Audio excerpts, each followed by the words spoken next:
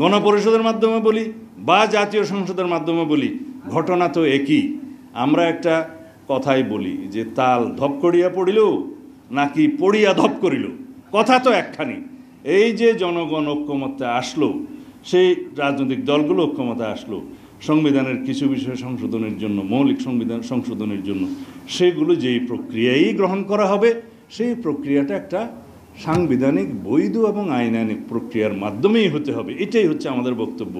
আমরা সেই আলোচনাতে আসি এবং এই আলোচনা আবার 5 তারিখে ডেকেছে।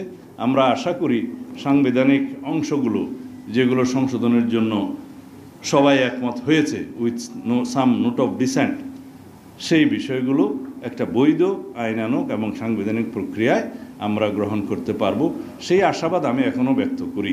সুতরাং গণতান্ত্রিক চর্চার মধ্যে আছি।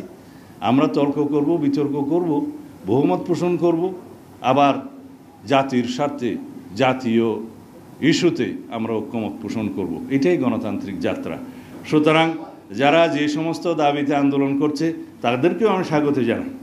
সেই অধিকার, সেই চর্চা, সেই রাজনৈতিক সংস্কৃতি আমরা চালু রাখি, যার জন্য আমরা রক্ত দিয়েছি, জীবন দিয়েছি এই গণতান্ত্রিক অধিকারের জন্য।